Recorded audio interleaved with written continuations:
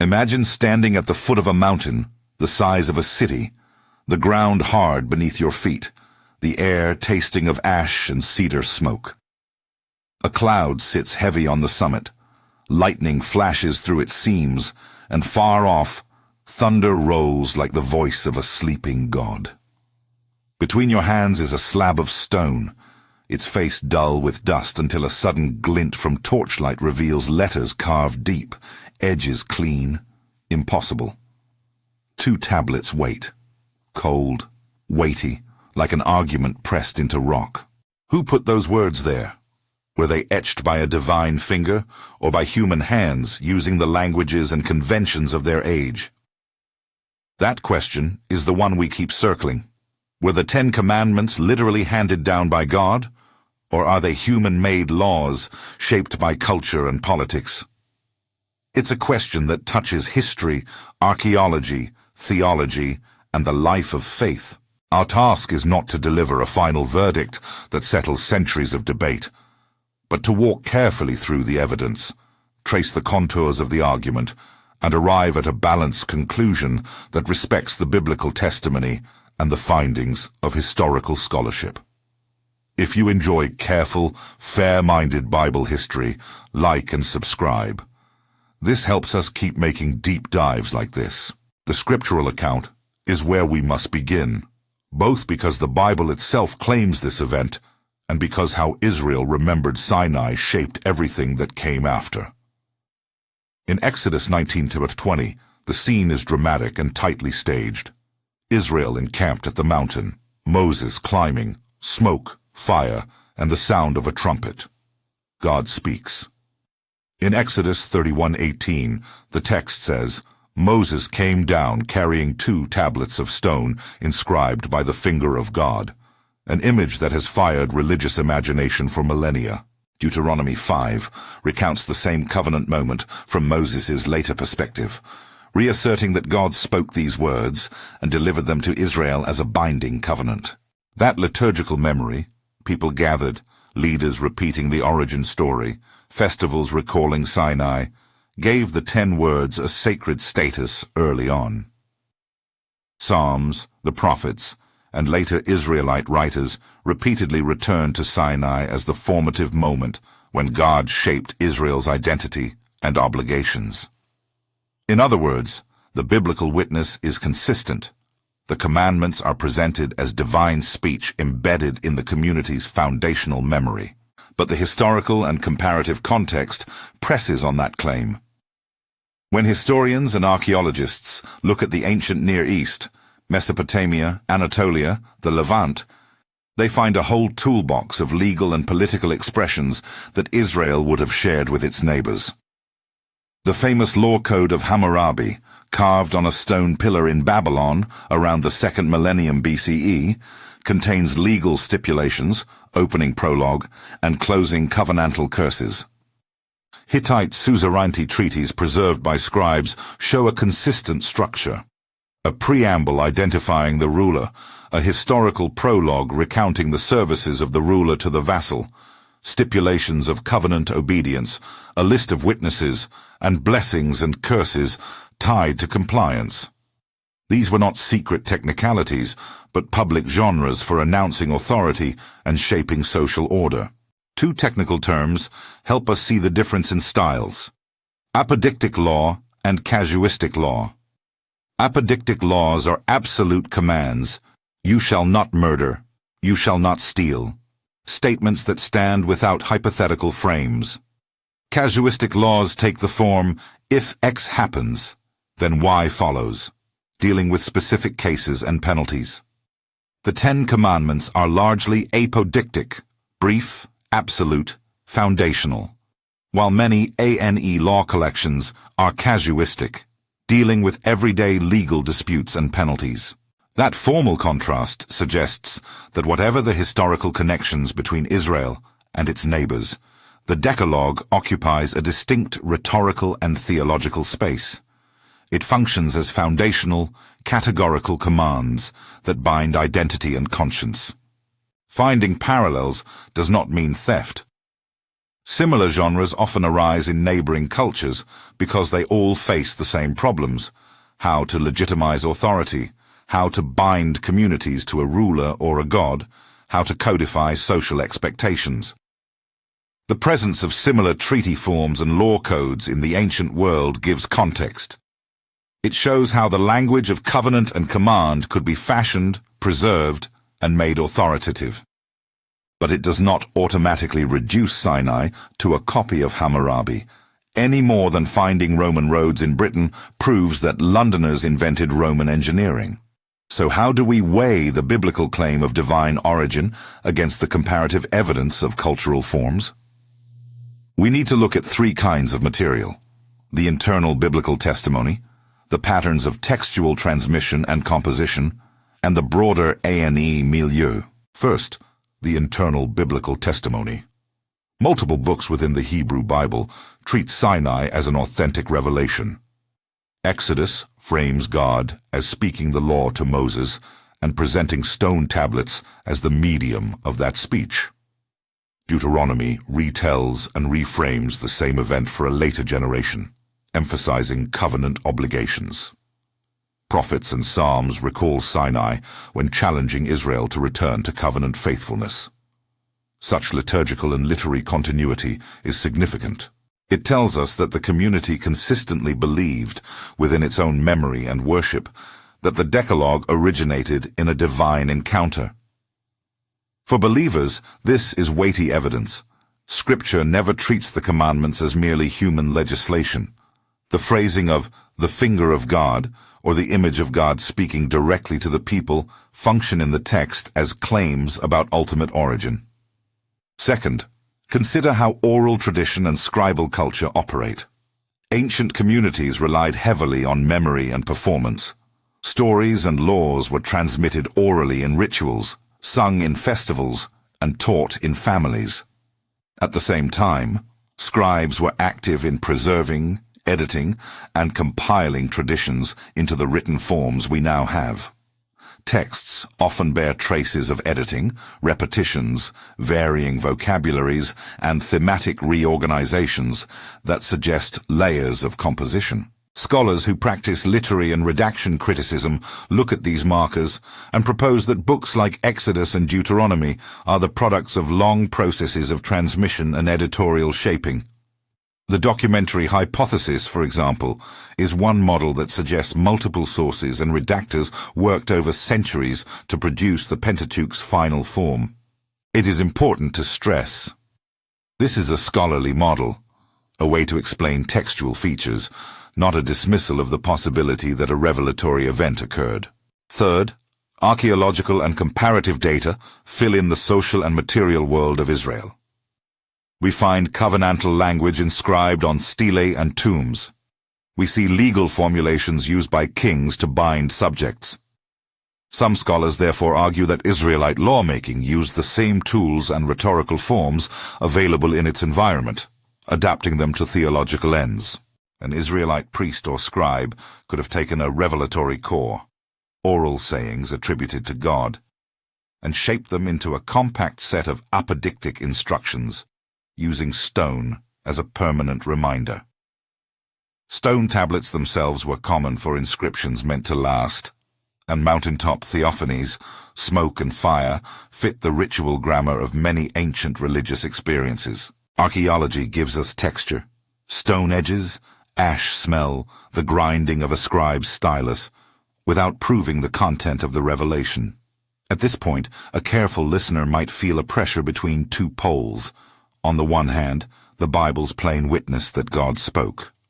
On the other hand, the historical linguistic evidence that texts were formed and edited within a cultural context. There are three general ways scholars and theologians try to resolve that tension. One position, held by some traditionalists, emphasizes verbal dictation. God spoke and the commandments were recorded exactly as given. This view affirms a direct, unmediated divine authorship of the words.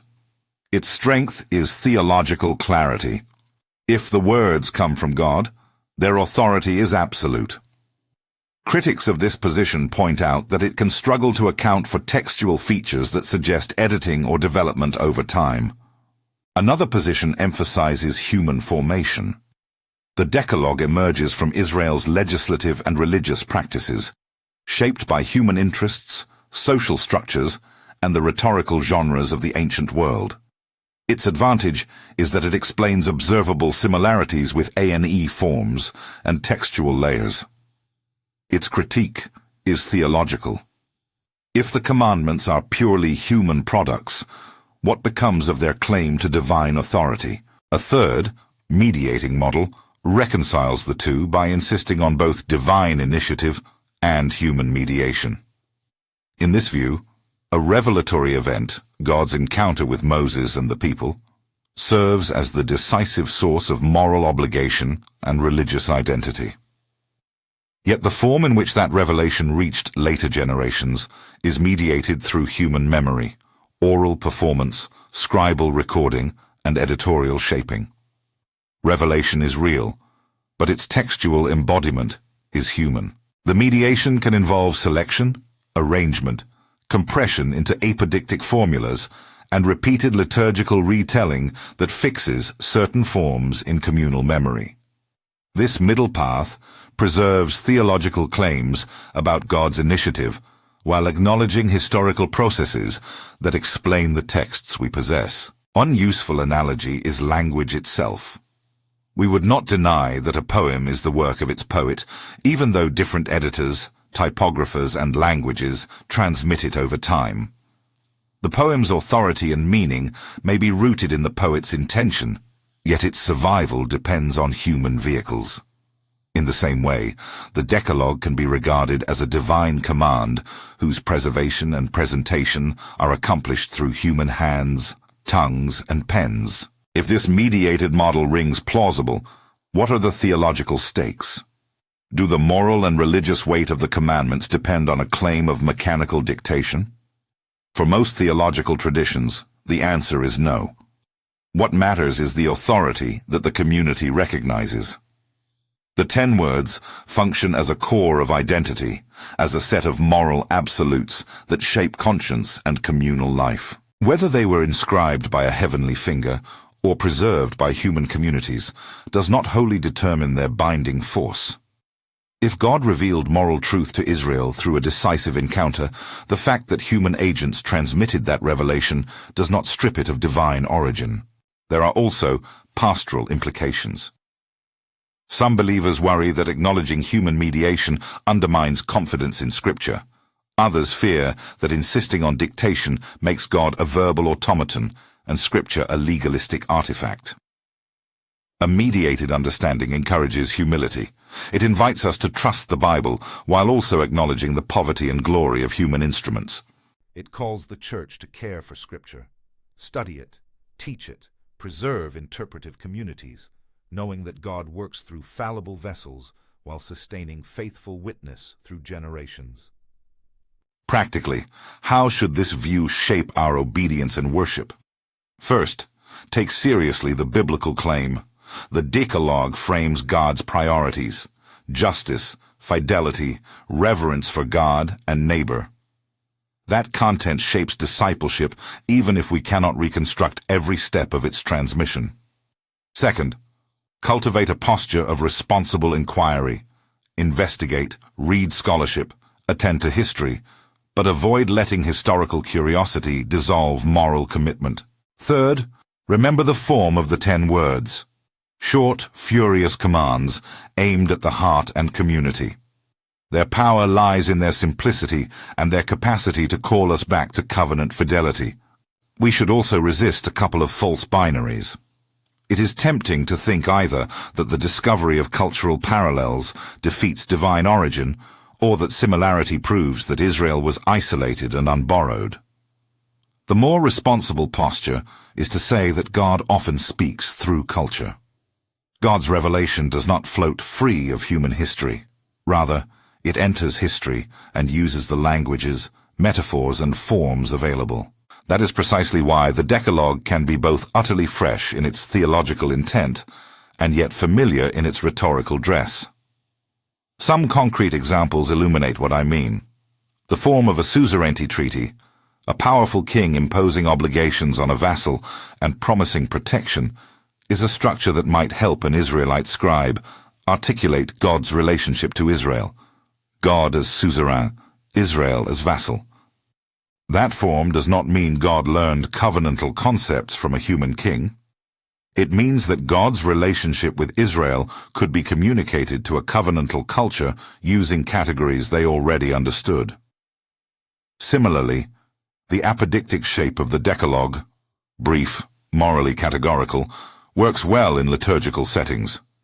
Commandments that can be memorized, recited, and embedded into conscience. If prophets and priests repeated those words in worship, their shortness would be a virtue for transmission, training, and covenant renewal. We also need to be clear about limits. Archaeology and comparative law cannot prove a spiritual encounter. They can only show patterns of form, function, and dating that help explain how a community recorded and preserved its traditions. Likewise, textual criticism does not negate the possibility of revelation.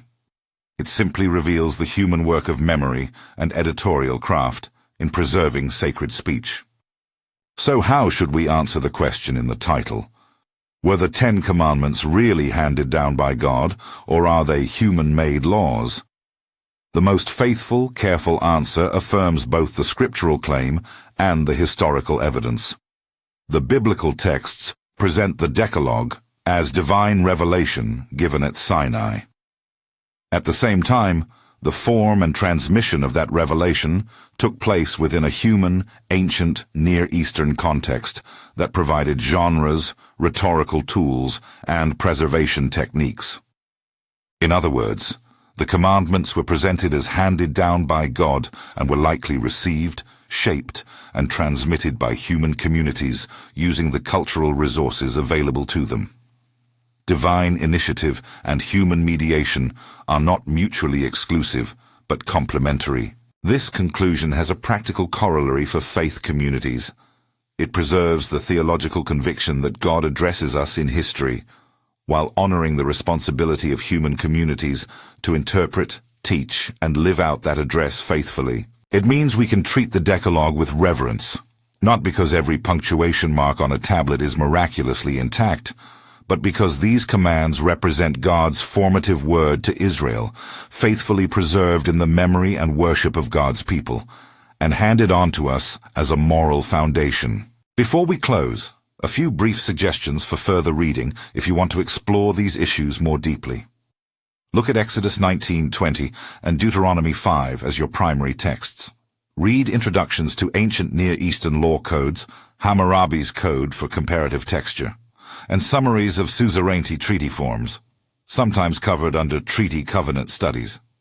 For textual formation, seek accessible works on redaction criticism and ancient Israelite religion. Remember that scholarly models aim to explain evidence, not to disprove faith. Ultimately, what matters is more than provenance. It is transformation. Whether we imagine a divine finger or human hands, the 10 Commandments have shaped conscience, law, and worship for millennia. They call us toward justice, fidelity, and reverence. They function as a test. Do we live as a people formed by a covenant? That moral and spiritual claim remains compelling. Share your thoughts below. Do you lean toward divine dictation, human formation, or a middle way? Tell us what surprised you, what challenged you, and what you want us to unpack next. If this conversation was helpful, subscribe for more careful, respectful explorations of Scripture and history.